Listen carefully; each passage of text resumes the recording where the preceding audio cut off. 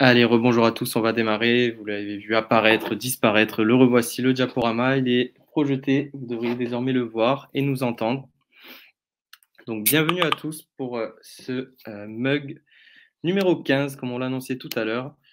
Tout d'abord, merci à tous pour votre venue, hein. Je vois que les participants restent fidèles. On a des intégrateurs Salesforce, on a des utilisateurs Salesforce, on a même des membres de l'organisation elle-même Salesforce.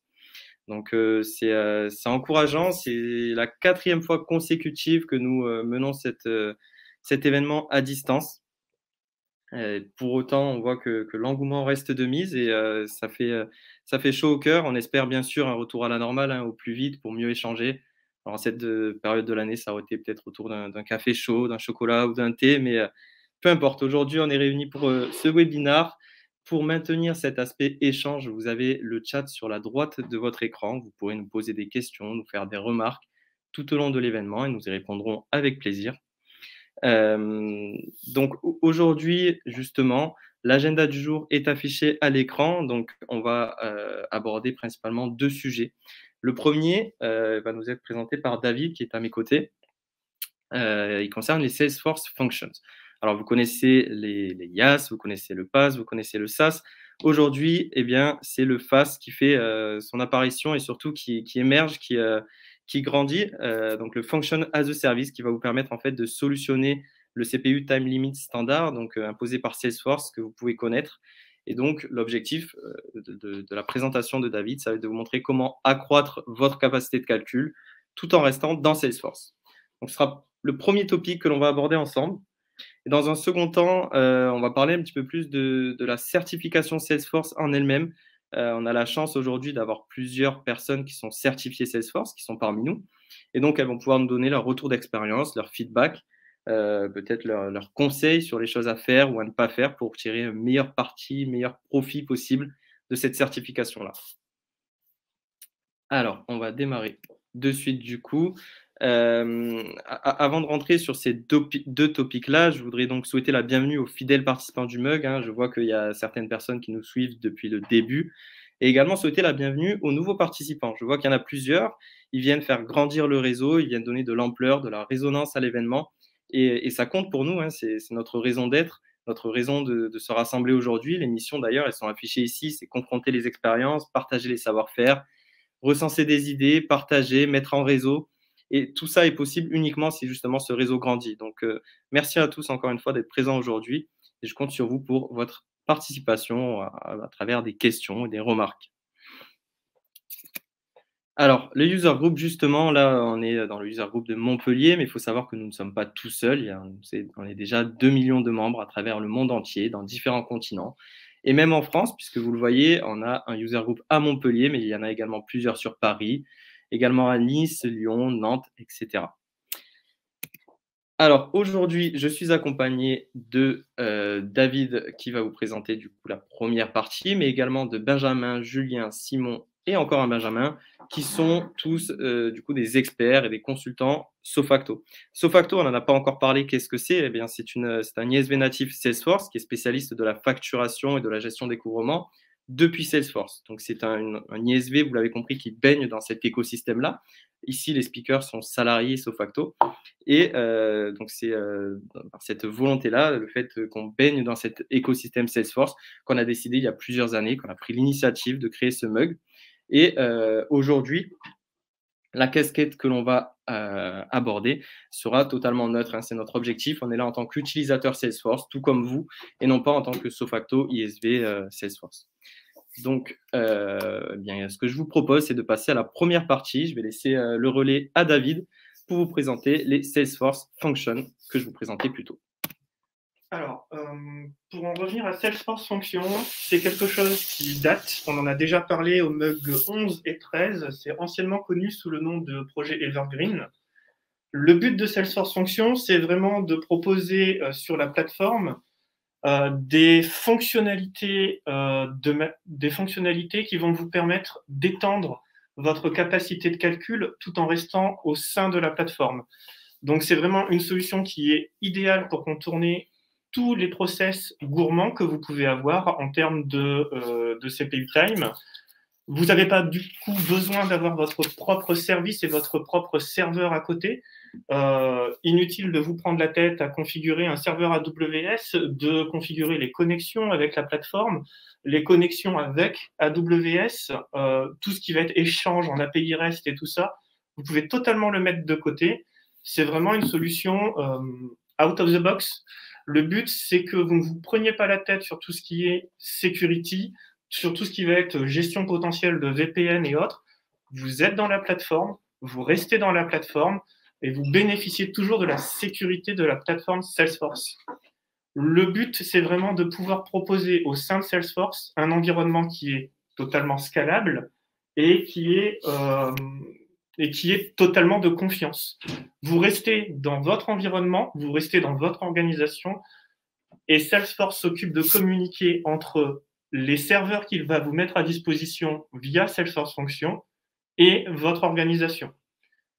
Un des gros avantages de Salesforce Function, ça va être aussi vous permettre d'utiliser autre chose que des langages Apex. Donc Apex est un langage de développement qui est utilisé au sein de Salesforce. Si vous avez chez vous des développeurs qui sont bons en Java, en Node.js, ça peut un peu les rebuter d'utiliser Salesforce et de devoir baigner dans les contraintes de la plateforme en fonction des besoins que vous avez. L'avantage de cette partie, c'est que c'est très simple de connecter votre organisation et les besoins fonctionnels que vous pouvez avoir à une fonction qui va être exécutée en Node.js ou en Java, par exemple, au sein de la plateforme. Du coup, vous pouvez utiliser vos compétences que vous avez en interne dans votre entreprise. Si vous avez déjà des développeurs qui savent faire ça correctement, le fait de faire appel à leurs compétences et de les intégrer très rapidement avec des appels Apex va vous faire gagner énormément de temps, énormément de performance. Comment utiliser Salesforce Function? C'est simple, c'est déjà pour vos appels asynchrones que vous avez déjà d'existants et dont vous savez qu'il y a une charge conséquente dessus. Quand vous avez besoin de calculs qui peuvent être assez conséquents, assez lourds et assez prenants en temps de calcul, où vous avez déjà tendance à dire que 10 secondes de temps CPU pour une exécution, c'est compliqué, il faut que je trouve d'autres solutions. Salesforce Function peut être cette solution. Par exemple, si vous devez calculer des prix, faire des mises à jour de devis, faire des requêtes sur plusieurs produits, avoir des temps de calcul assez conséquents, comme par exemple de l'analyse d'images. Je prends l'exemple, vous avez une entreprise qui traite pas mal de documentation papier. Cette documentation papier, vous avez déjà quelque chose qui va interpréter cette image que vous avez reçue et potentiellement ressaisir les informations dans votre plateforme. Je vais prendre l'exemple d'un ticket de caisse que vous avez, vous le scannez, ça peut automatiquement aller chercher les informations de votre ticket de caisse et les ressaisir dans un enregistrement Salesforce que vous pouvez utiliser après au sein de votre organisation. Tout ça, Salesforce actuellement ne propose pas de le faire nativement parce que ça coûte cher en temps de CPU. Via Salesforce Function, c'est totalement faisable.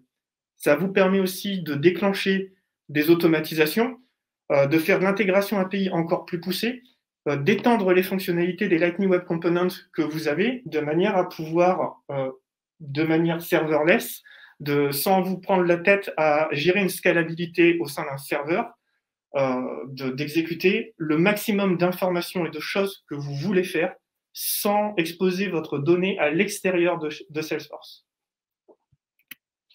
Donc le principe, c'est vraiment, on a notre navigateur qui est capable d'appeler du code Apex, et ce code va pouvoir faire appel à Salesforce Function dans votre espace dédié qui est lié à votre organisation, faire ses calculs et vous renvoyer les résultats. L'autre avantage, c'est que Salesforce Function vous permet aussi de créer des fonctionnalités qui seront appelées via des automatismes déjà existants, que ce soit un process builder ou un flow. Rien ne vous empêche de faire un flow de saisie qui va vous dire, par exemple, j'inscris un enfant dans cette école et je vais calculer par rapport au trajet que va devoir faire cet enfant en bus, la distance et potentiellement le bus qu'il est censé prendre. Tout ça peut être fait via un Lightning Web Component où vous saisissez les informations ou même un flux, où vous saisissez les informations nécessaires. Quand vous le validez, ça va appeler Salesforce Function qui va vous retourner les résultats et potentiellement vous dire la personne en question est censée prendre tel bus pour pouvoir rejoindre l'école. Vous allez pouvoir faire tout ça sans quitter la plateforme du tout. Et c'est vraiment un des gros avantages. Salesforce Function est super simple à activer. C'est une option dans les setups. Il y a un permisset qui y est dédié sur lequel vous allez devoir donner les autorisations pour pouvoir exécuter ces choses-là. Avant de pouvoir l'activer au sein de votre organisation, il va certainement falloir contacter votre AI pour pouvoir débloquer cette fonctionnalité qui est une fonctionnalité payante de Salesforce. Donc, comment on fait les choses? C'est très simple. Chacune de ces fonctions a un événement, un contexte et un logger qui est fourni. Il suffit juste d'intégrer ces informations-là dans votre code Apex. Par exemple, dans l'onglet du bas, vous voyez comment on peut appeler depuis une invocable la fonctionnalité que vous voulez. Vous avez en avance préparé une fonction qui va répondre à vos besoins depuis votre Lightning Web Component, depuis votre flow. Vous avez possibilité d'appeler tout bonnement cette fonctionnalité, qu'elle fasse vos calculs et elle vous retourne les résultats. C'est pas très compliqué sur le code externe. Quand on regarde pour les développeurs, on va juste créer les classes de base qui sont du code Java classique dans l'exemple que je vous montre, où on va créer du coup l'entrée de la fonctionnalité, on va devoir créer la classe de sortie, on va devoir créer la gestion du fichier JSON. Une fois que tout ça est fait, on peut traiter notre fonctionnalité facilement, contrairement avec ce qui est possible chez Salesforce actuellement. On peut importer des librairies déjà existantes, comme c'est montré à l'écran. En quelques lignes, on peut faire appel à des fonctionnalités appartenant à des librairies de Java dans Salesforce sans sortir de Salesforce. Donc, en termes de gain de temps, c'est aussi conséquent. Vous n'avez pas besoin de réinventer la roue sur des choses qui vous sont spécifiques si vous avez déjà une librairie que vous êtes capable d'utiliser. Donc, c'est pas négligeable d'un point de vue structure et d'un point de vue équipe. Si chez vous, vous avez déjà des gens qui ont cette expertise-là, vous pouvez très facilement l'exploiter. Il suffit juste d'importer les librairies que vous voulez au début de la fonction. Une fois que vous avez importé au début de la fonction vos informations, il suffit juste de créer le code Java classique tel que sait le faire votre développeur qui va exécuter tous les calculs que vous nécessitez. Ça fonctionne en JavaScript également. Il faut vraiment comprendre que c'est quelque chose que vos développeurs savent potentiellement déjà faire. Donc ça peut paraître illisible pour vous là actuellement si vous n'êtes pas développeur, mais c'est des choses que vos développeurs savent potentiellement déjà faire en Java. Vous réexploitez juste leurs compétences sans sortir de la plateforme. Pour lui, ça reste vraiment de l'écriture de Java classique. Il va pouvoir exploiter toutes ses compétences, toutes ses facultés, toutes ses connaissances, toutes les librairies qu'il a apportées et pouvoir les intégrer facilement dans Salesforce, dans une exécution, dans un contexte qui va être sécurisé, facilement intégrable dans la plateforme, facilement utilisable même par un administrateur. Il suffit que le développeur mette à disposition une invocable, par exemple, pour pouvoir être appelé depuis un flow. Il suffit qu'il mette à disposition un Lightning Web Component sur lequel on peut appeler directement le flow. Globalement, c'est extrêmement simple à mettre en place. Là, on voit un appel d'invocable qui est le plus classique du monde, sauf que la différence qu'il peut y avoir, contrairement aux invocables existantes déjà chez vous, celle-ci va faire appel à fonction et va appeler du coup la plateforme Salesforce dans le contexte où vous êtes pour dire « j'ai cette fonctionnalité-là chez moi, je veux que tu me l'exécutes et que tu me retournes mes résultats ». Ça a pris quelques lignes. Il y a possibilité de réexploiter du code que votre développeur a déjà fait potentiellement sur un autre projet en interne chez vous. Et du coup, 2-3 petits écrans, un petit flow, et c'est fini. Vous avez récupéré le travail qui a déjà été fait chez vous dans d'autres projets, dans d'autres langages, et vous l'avez pu l'intégrer dans votre propre organisation. Après, il est à prendre en compte que Salesforce Function, c'est très bien, mais ça a quelques petites limitations, notamment un timeout au bout de 15 minutes. Donc, ça reste 15 minutes, contrairement aux 10 secondes actuelles qu'on a au sein de la plateforme quand on fait du calcul Apex en synchrone. On n'a que 3 gigabits de mémoire, ce qui est amplement suffisant pour la plupart des calculs que vous faites.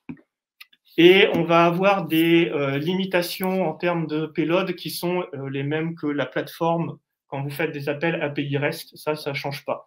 On se prend toujours les mêmes limitations qui vont être le nombre d'inserts DML, le nombre de SOQL, les conséquences qu'on peut avoir au niveau de tout ce qui est API REST sont toujours appliquées au sein de la plateforme. Vous ne quittez pas la plateforme, donc vous êtes toujours astreint à ces restrictions. Dans les grandes lignes, il y a vraiment beaucoup de documentation à voir. Là, c'est vraiment plus une vulgarisation que je fais, où je vous conseille, si vous voulez, par exemple, si vous envisagez d'ouvrir une plateforme sur AWS pour y externaliser vos calculs, peut-être que ce serait plus simple de passer par Salesforce Functions. Vous n'avez pas à vous prendre la tête à dire comment je fais mes connexions API, comment je gère mon serveur AWS, comment je gère sa scalabilité, est-ce que j'ai les compétences en interne pour gérer tout ça. Là, juste avec un développeur qui connaît un minimum l'Apex et qui connaît un autre langage qui pourrait être du JavaScript, du Java, on peut réexploiter ces compétences et résoudre nos problèmes de scalabilité qu'on peut avoir. Il y a énormément de documentation déjà à disposition. Je vous les ai listés dans le slide qui vous sera envoyé plus tard, de manière à ce que vous puissiez tous aller consulter les gros avantages que cela peut apporter et surtout les conséquences que ça pourrait avoir chez vous de bénéficier de ce genre de fonctionnalité.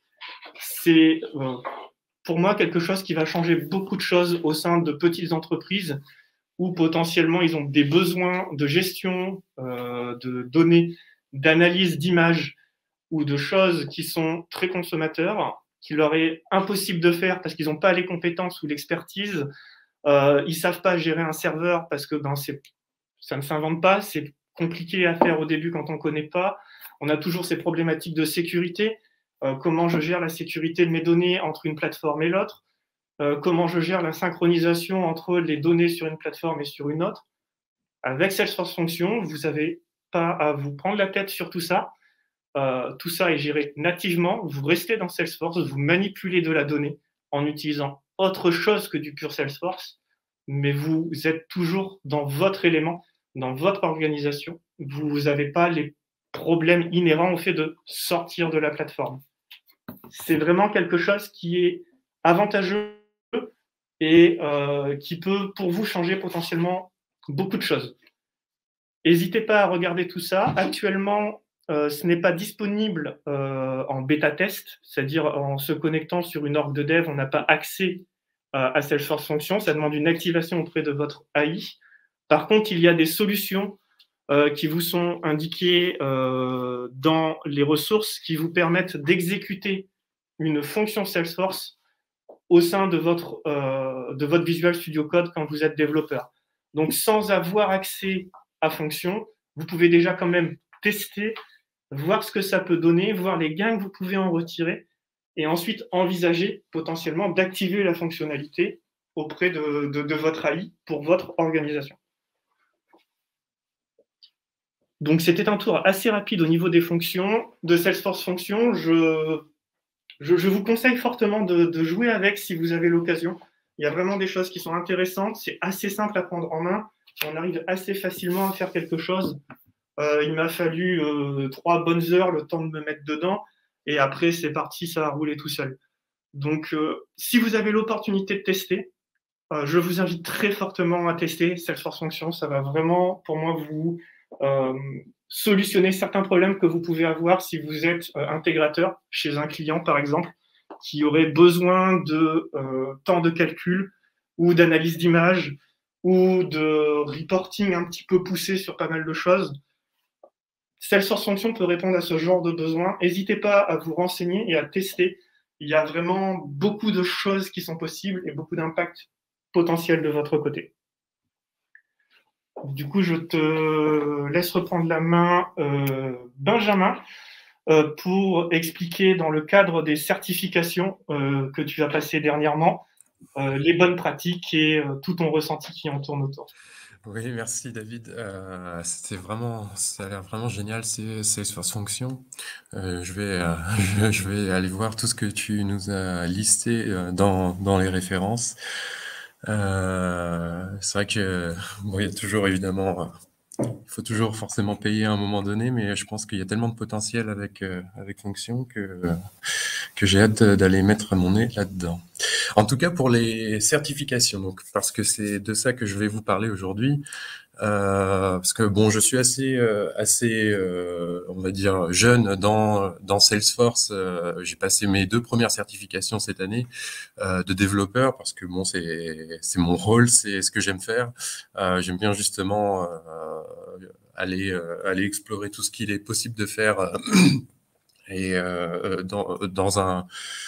dans un système, et donc avec Salesforce, on est plutôt gâté. Il y a tellement de choses à apprendre, à connaître, et au niveau des limites à explorer, à savoir, dont il faut être conscient finalement pour pas faire n'importe quoi, pour avoir quelque chose qui soit scalable et qui fonctionne.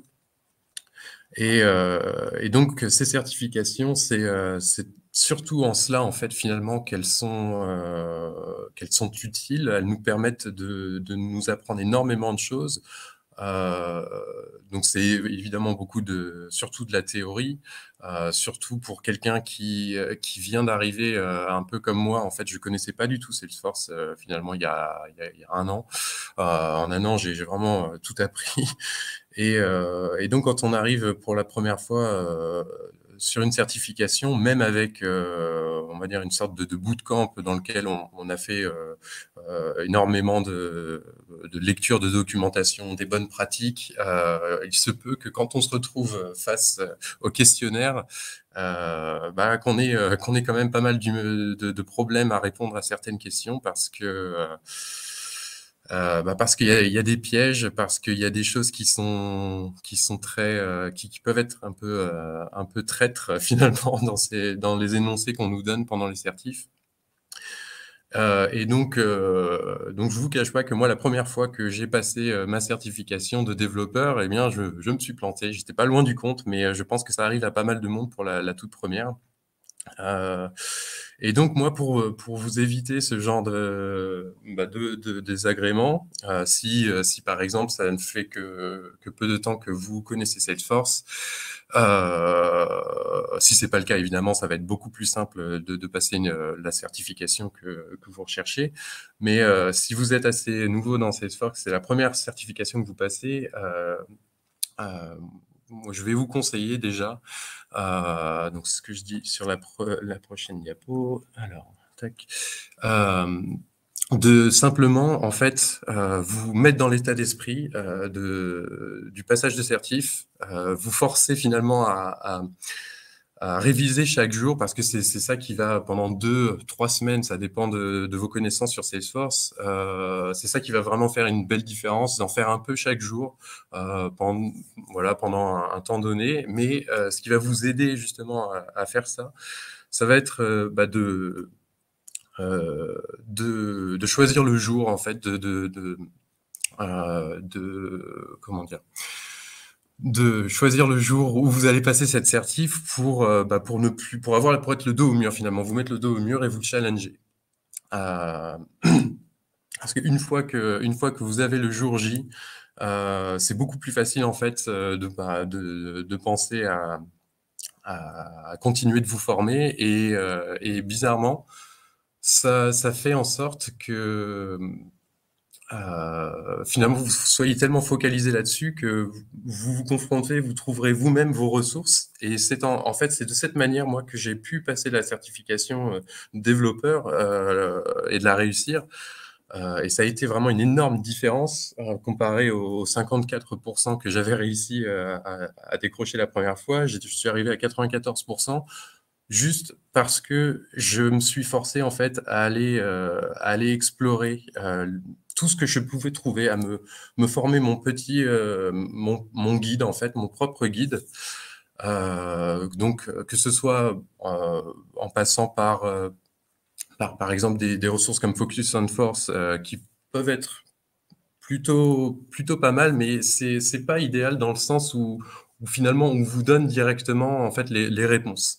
Le mieux c'est vraiment d'avoir en fait à se casser les dents, à aller chercher finalement toutes les réponses nous-mêmes, parce que c'est de cette manière que finalement on les retient le mieux. Et donc, moi, ce que je vous conseille, c'est pas de vous limiter à des ressources comme Focus on Force, mais à essayer vraiment de trouver tout ce que vous pourrez trouver avec Google. Et c'est là que ça devient challengeant parce qu'évidemment, tout ce qu'on peut trouver comme documentation, évidemment, tout va toujours vous rediriger d'une manière ou d'une autre vers le study guide de la certification que vous voulez passer. Mais parfois, quand vous trouvez par exemple des problématiques sur Internet, vous savez pas quelle est la vraie bonne réponse à apporter à telle ou telle question. Et c'est là que c'est en faisant cette recherche, surtout sur la documentation Salesforce, en passant évidemment par le study guide de la certification en question, que vous allez pouvoir finalement vous y retrouver.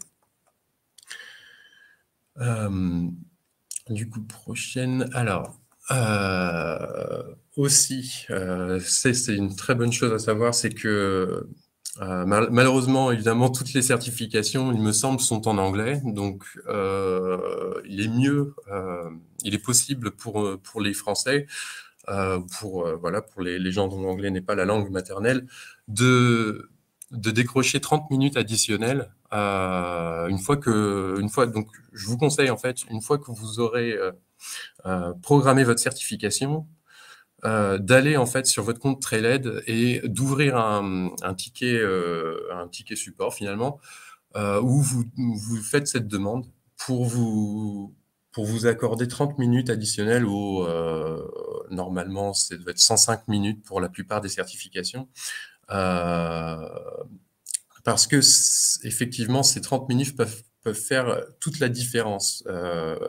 Parce que dans ces énoncés que l'on nous donne pendant les certifications, il y en a qui sont parfois très longs et où il va y avoir juste une petite partie de l'énoncé qui va être vraiment significatif pour donner la bonne réponse. Donc, ça implique qu'il faut relire plusieurs fois l'énoncé. Et moi, ça m'arrive honnêtement...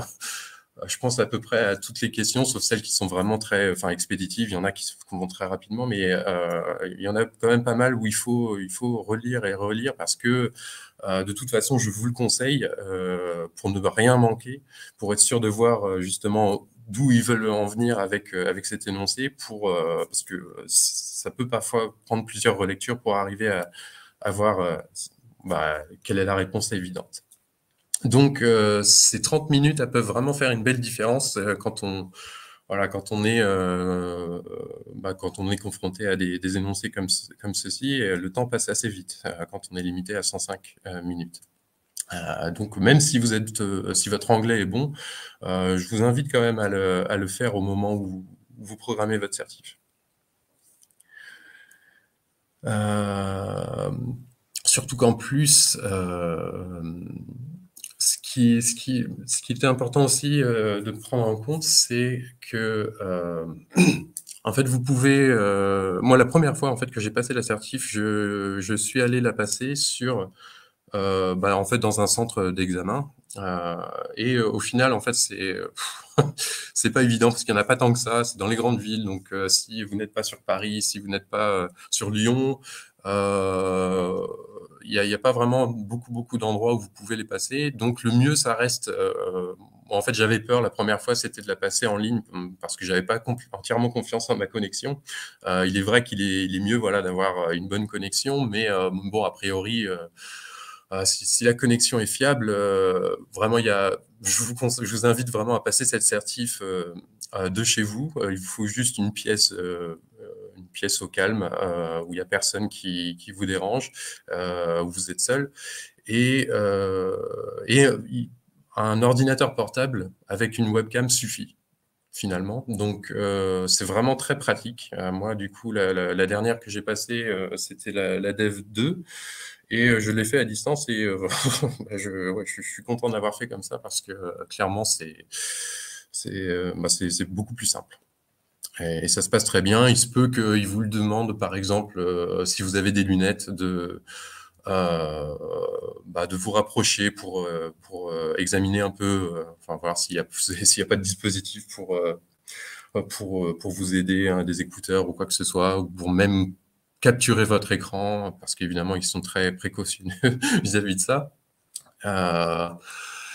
Mais sinon, ça se passe très bien. Moi, ils m'ont rien demandé. Donc voilà, et je l'ai eu.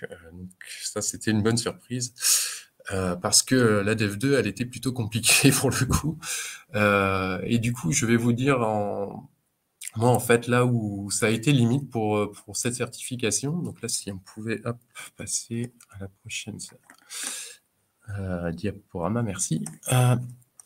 Voilà, là, ce qui m'a manqué, moi, clairement, pour cette certif, ça a été finalement, j'ai concentré un peu trop mes efforts sur finalement composer mon document avec toutes les questions que j'avais pu trouver sur Internet. Et je n'étais pas assez, je m'étais pas assez en fait reporté au study guide. Il y en a évidemment pour les certifications de type développeur, il y a beaucoup de ressources dans le study guide. Il y a parfois des pans entiers de réponses qui sont des copier-coller finalement de la documentation Salesforce et que vous allez retrouver dans la certification. Donc vraiment, moi, là où ça a manqué, où j'aurais dû me concentrer un peu plus d'énergie, c'était tout simplement dans la lecture de tout le study guide, tout ce qu'il couvre. Donc, au moins, donc pas forcément le connaître par cœur, évidemment. Ça reste juste finalement un moyen d'être conscient de tous les outils que peut vous apporter telle ou telle certification. Mais le lire suffisamment pour être conscient de tout, finalement, tout ce que vous pouvez vous servir en tant que professionnel certifié avec le study guide et ce qu'il couvre pour telle ou telle certification. Donc, finalement, en fait, ce qu'il est important aussi, en plus de ce study guide, de garder à l'esprit, c'est que, en fait, oui, la meilleure chose à faire, c'est de coupler, en fait, votre recherche de questions, de questionnaires sur une certif donnée avec finalement en concentrant vos recherches dans ce study guide. Vous allez voir là en premier, parce que c'est toujours a priori à cet endroit-là que vous trouverez les meilleures réponses pour vos certifs. Et surtout qu'en plus, avant, ça faisait un peu mal aux yeux, la documentation Salesforce, mais aujourd'hui, ils l'ont complètement remaniée, ça donne beaucoup plus envie de la lire. Et vraiment, il y a énormément de réponses qui s'y trouvent pour les certifications. Alors, aussi garder à l'esprit quand vous êtes en train de passer l'assertif, moi ça m'arrive toujours, il y a toujours une question ou deux qui va me poser des problèmes. Et pendant l'assertif, il est possible en fait donc de garder, de mettre de côté en fait des questions comme ça sur lesquelles vous pouvez revenir à la fin, parce qu'elles ont un petit marqueur en fait. Et donc moi, pour le coup, là, pour la dernière certification que j'ai passée, en fait, il y a eu une question, en l'occurrence, à laquelle je ne pouvais pas répondre, qui portait sur les requêtes SOQL. Donc, qu'on va voir sur les prochaines diaporamas. Voilà. Et donc, en fait, je vous donne juste les réponses qu'il nous proposait. L'énoncé, finalement, il portait simplement sur quelle est la bonne requête pour le problème que l'on a ici, qui finalement qui concernait les conflits en fait entre finalement dans une transaction Apex les conflits qu'il peut y avoir en fait entre une requête et finalement la sauvegarde en base de données. Et donc, pour éviter ces conflits, finalement, il existe une clause SOQL qui nous permet donc d'éviter tout ça, de bloquer en fait lors de la requête, de bloquer finalement le contenu de tout ce qui a été requêté pour ne pas que ça puisse changer tout le long de la transaction. Donc moi, en fait, quand je suis arrivé sur cette question, j'avais aucune idée finalement je m'en étais jamais servi. Donc c'est là que forcément, si vous avez plus vous avez d'expérience Salesforce, et plus vous aurez de facilité à répondre à ce genre de questions. Mais du coup, celle-ci, je ne pouvais pas y répondre, donc je l'ai laissée de côté. Et en fait, ça, c'était au tout début du test. Et sur l'une des dernières questions, ils nous ont mis, donc comme sur la prochaine diapo, une autre question qui portait aussi sur les requêtes SQL, mais cette fois-ci, pas sur exactement la même problématique, c'était vraiment sur la syntaxe finalement de ces clauses. Et là, on peut voir finalement, il nous est douté sur le positionnement du limit et du for update ou for reference. Et donc, finalement, c'était là-dessus qui posait le doute. Et donc, finalement, en revenant sur la diapo d'avant, en revenant du coup sur la question qui m'avait posé problème au début, j'ai pu voir que, de toute évidence, donc là, si on pouvait revenir à la diapo d'avant, le limite, il se trouvait en avant-dernière position, avant le for, quoi que ce soit. Et donc, pour le coup, ça m'a permis d'avoir deux questions correctes, parce que je savais que pour la première, finalement, la seule chose qui faisait sens en fonction de l'énoncé, c'était... j'ai deviné, finalement, j'ai eu un petit coup de chance aussi.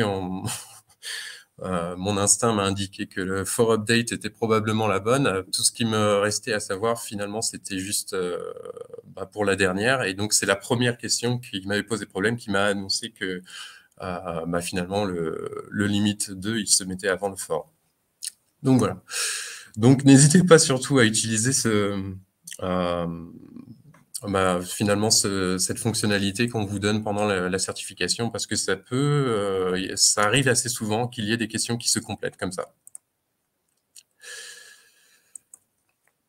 Donc voilà, donc n'hésitez pas à programmer votre certif. Je pense que finalement, c'est avant tout l'état d'esprit dans lequel vous mettez.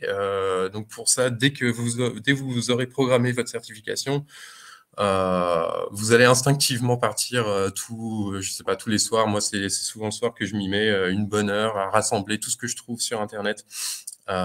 Et au final, quand on s'y met bien comme ça pendant 2-3 semaines, finalement, elles sont relativement simples à obtenir, je dirais, je pense. Mais évidemment, tout va toujours mieux si en plus vous avez une occupation, un poste qui vous donne accès finalement à tout ce que vous pouvez toucher donc pendant une certification. Et plus vous aurez d'expérience avec votre travail, et plus ce sera facile évidemment d'obtenir la certification. Donc voilà, je vais du coup rendre la main, parce que moi c'est un peu tout ce que j'avais à dire sur les certifs. Et je vous souhaite bonne chance pour vos prochaines certifications. Moi je vais m'attaquer maintenant à la App Builder. On m'a dit qu'elle était plus simple, donc ça va faire du bien après la Dev 2. Et surtout, n'hésitez pas à utiliser Trailhead en bloc si vous n'avez pas accès, si vous n'avez pas un travail forcément qui est en relation avec avec la certification que vous visez, Trailhead reste vraiment un excellent moyen avec ses super badges, ses trail mix, d'apprendre énormément de choses. C'est vraiment génial. Voilà, merci de m'avoir écouté et du coup, je vais rendre la main à Thomas. Merci Benjamin. Je pense que ça aura rappelé des souvenirs à plusieurs participants du jour. Pour d'autres, ça aura peut-être apporté certains conseils pour les projets, les mois, peut-être même les années à venir sur les certifications futures. Concernant la présentation, nous avons traité les 2 topics initiaux, les 2 topics annoncés. C'est donc l'heure de l'échange. Nous sommes tout oui si vous avez des questions, si vous souhaitiez revenir sur certains points abordés aujourd'hui. C'est le moment idéal pour poser vos questions à l'aide du chat donc, qui se situe sur la droite de votre écran. On va patienter quelques minutes ici.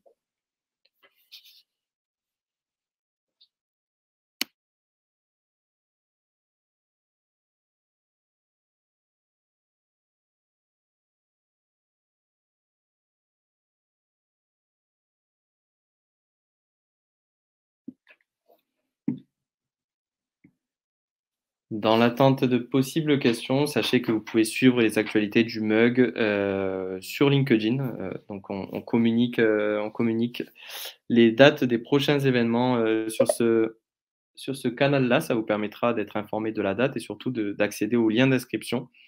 Donc on en tient plusieurs par an. Ça vous permettra de rester informé. Alors Lorenzo demande si la session est enregistrée, vidéo ou slide. Alors en effet, toutes les personnes qui se sont inscrites à cet événement, lorsqu'on va le clôturer, donc d'ici quelques minutes, vous recevrez un email automatiquement qui vous permettra d'accéder au replay de la vidéo. Donc vous pourrez revoir l'ensemble des slides et des commentaires oraux.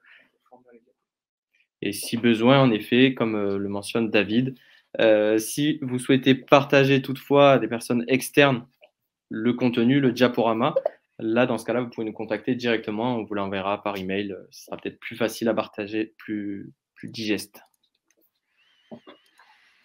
Hello tout le monde, c'est Simon.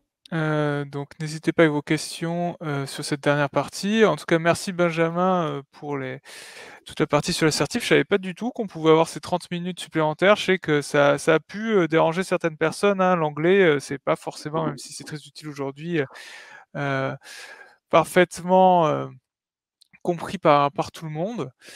Surtout que les énoncés sont pas toujours très très clairs. Et je conseille déjà de s'entraîner en utilisant Trailhead en anglais, surtout que les réponses sont attendues en anglais.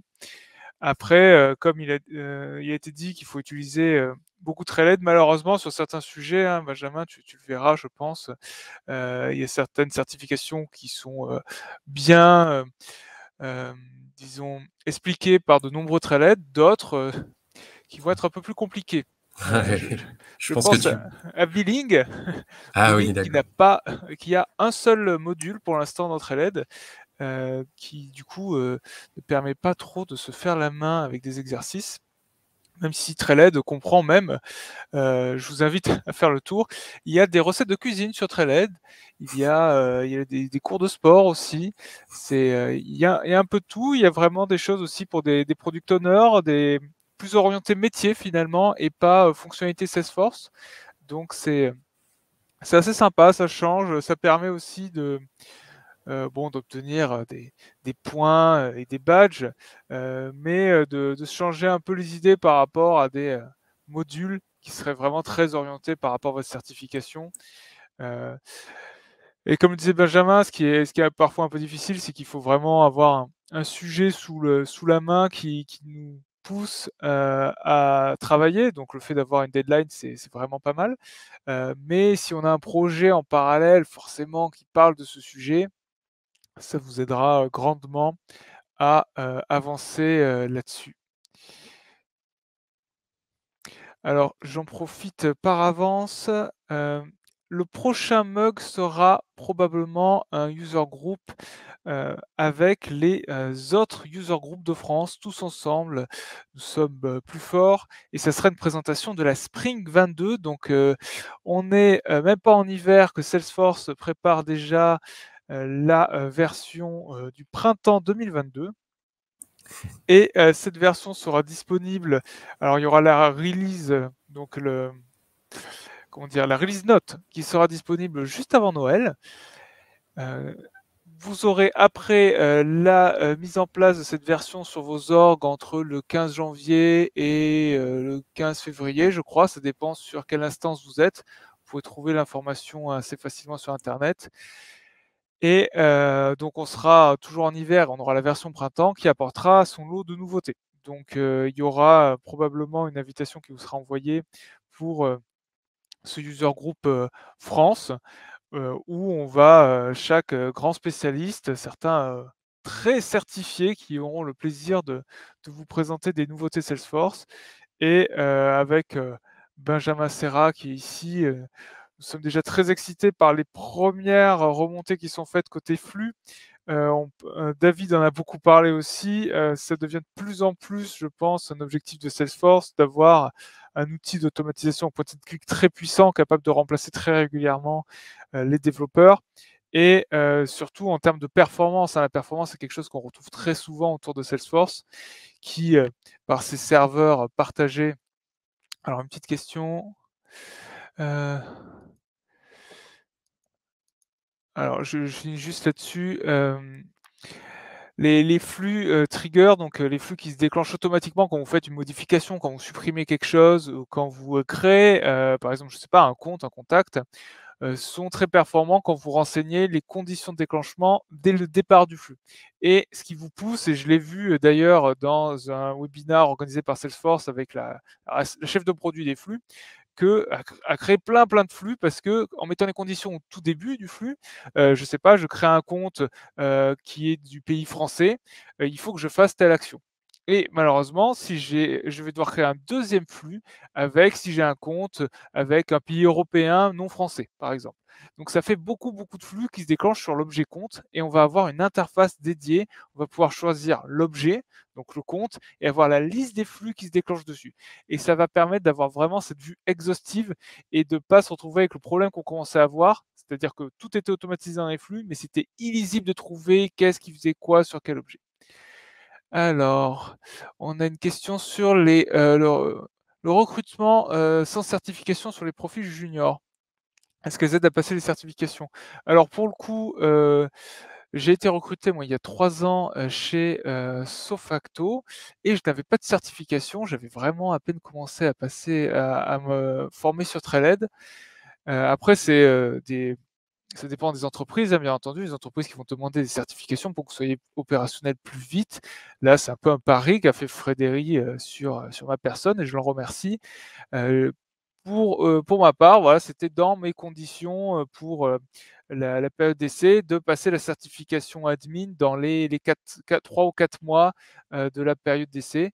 Et ça a été pris en charge d'ailleurs par mon entreprise, le coût de la certification, qui oscille autour des 150-200 €, je crois, suivant les certifications, et peut-être un peu plus cher pour certaines grosses certifications. Après, il faut prendre en compte que même si vous n'avez pas les certifications, Trailhead vous permet de passer des badges, vous permet de passer aussi des super badges qui sont la mise en pratique de tous les badges que vous avez passés avant. C'est un premier pas avant les certifications, et ça peut aussi montrer aux entreprises que vous vous êtes intéressé à la plateforme, que vous avez commencé à travailler dessus. Et lors de l'entretien, n'hésitez pas à faire valoir ça et leur dire justement, comme ça s'est passé pour Simon, je suis prêt à passer la certification durant les premières phases de test dans l'entreprise, en fait. Ouais, et les super badges, je suis en train d'en passer un nouveau. Ils sont en train de rendre ça de plus en plus officiel, dans le sens que c'est presque une petite certification. Et clairement, certains super badges mettent plus d'une dizaine d'heures à se faire. Donc, j'ai souvenir d'un super badge que j'ai passé qui m'a occupé pendant 13 heures. Donc, c'est quand même assez reconnu. Ouais, maintenant, en fait, au début du super badge, j'ai des questions pour vérifier que vous avez connaissance des règles, et qu'il ne faut pas tricher, qu'il ne faut pas demander d'aide directe, qu'il faut faire un report si vous trouvez des réponses claires sur Internet. C'est pas autorisé. Voilà, c'est vraiment pas mal les super badges pour ça, et c'est des vrais cas métiers. Pour répondre à Gabriel, si on n'a pas de profil ingénieur, il y a clairement beaucoup maintenant de modules sur les flux. Donc, alors je ne sais pas s'ils ont été mis à jour, parce que les flux sont tellement mis à jour régulièrement, donc 3 fois par an, il y a des grosses évolutions au niveau des flux chez Salesforce avec les 3 grosses releases qu'ils font. Je ne sais pas s'ils ont vraiment arrivé à suivre côté Trailhead pour mettre à jour, mais ils sont pas mal du tout. C'est vrai qu'à la base, moi quand j'ai commencé il y a 3 ans, c'était encore en plus l'ancienne interface qui était très moche. Il fallait créer des variables dans tous les sens. La mise en page était pas du tout automatique. Là, au printemps, la mise en page auto, où tout est bien aligné comme il faut, sera generally available, donc elle sera plus en bêta. Elle sera de base présente. Les variables, donc là où Salesforce va stocker les informations dans le flux, sont maintenant créées automatiquement par Salesforce, même si on peut toujours les créer à la main. Donc vraiment, ils ont simplifié d'un côté et ils ont créé beaucoup plus de contenu sur Trailhead. Je pense qu'il y a quelque chose comme 5 ou 6 Trailhead là-dessus. Et en plus, là, ils vont pouvoir petit à petit se débarrasser des Trailhead qui sont faits sur les process builders, les workflows, qui vont être décommissionnés dès cette année. Au printemps, on aura du coup l'outil de transformation des workflows en flux. Et donc, à mon avis, ils vont vraiment mettre le paquet sur les flux. Il suffit de chercher flux ou flow en anglais sur Trailhead. Je vous conseille, si possible, de passer Trailhead en anglais et de chercher du coup flow. Il n'est pas intelligent. Si vous cherchez flux alors que vous êtes en anglais, il ne va pas comprendre. Il faut vraiment lui mettre le mot dans la langue dans laquelle vous êtes en train d'utiliser Trailhead. Après, pas besoin d'avoir un profil ingénieur pour commencer à travailler avec des flux. L'avantage des flux, nous on utilise ça beaucoup en interne sur des POC, donc sur des proof of concept, où le but c'est de prouver la faisabilité de quelque chose. Le flux permet de faire ça très rapidement et de voir est-ce que d'un point de vue structure ça passe. Bon, ça va peut-être être moche, ça va peut-être pas forcément être exactement comme on le veut, mais ça permet déjà de mettre un premier pas à l'étrier. Si tu n'as pas de formation ingénieur, le fait de faire avec les flux va te permettre de te poser avec un papier, un crayon, de réfléchir sur la logique que tu veux mettre en place. Une fois que tu as cette logique fonctionnelle au niveau d'un flux, tu peux te la transposer en code. Et là, tu vas pouvoir te poser d'autres questions que tu ne te posais pas avec le flux, qui seront l'optimisation au niveau des requêtes, l'optimisation au niveau des opérations DML, l'optimisation au niveau du CPU time.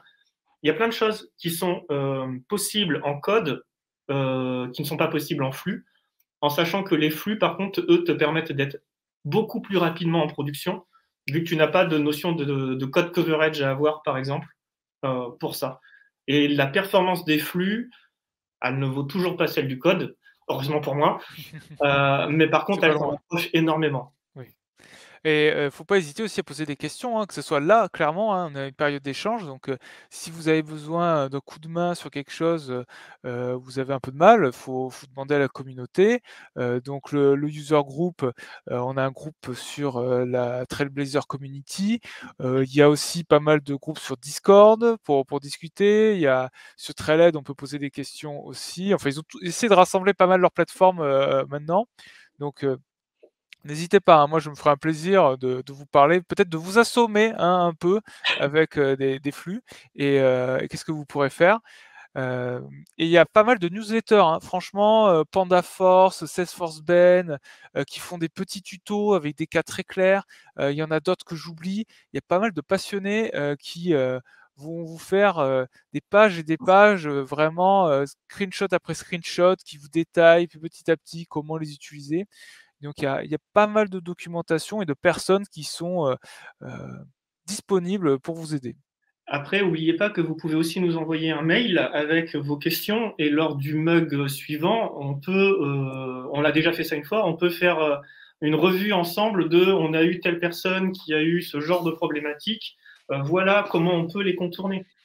On peut aussi utiliser un cas concret que vous avez rencontré pour vous montrer, voici ce que conseille Salesforce en termes de best practice et voici comment nous, personnellement, on aurait résolu ce problème-là. C'est aussi intéressant d'avoir un œil extérieur et d'avoir la vision de comment aurait fait d'autres personnes. C'est très instructif sur notre façon d'appréhender les problèmes et la façon qu'ont les autres d'appréhender le même problème. En informatique, il n'y a pas qu'une solution, il y a des solutions et il faut prendre la plus adaptée.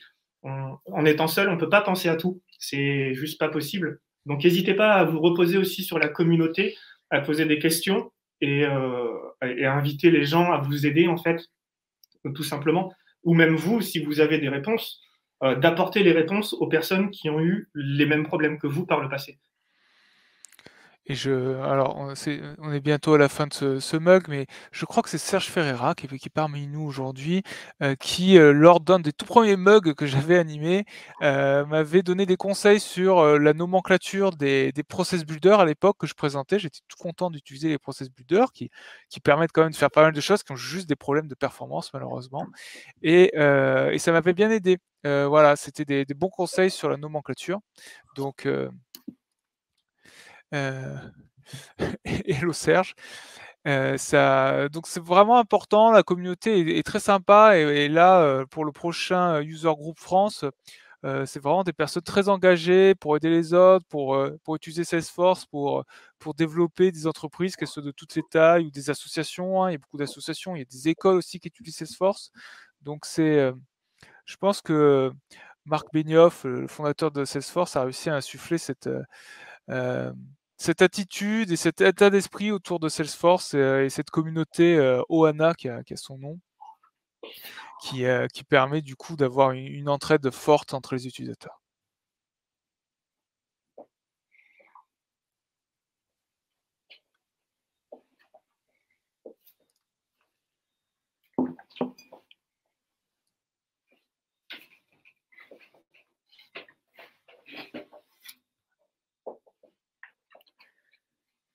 Bon, eh bien, merci aux différentes personnes qui ont pu intervenir en cette fin d'événement pour nouer des échanges et compléter les informations délivrées.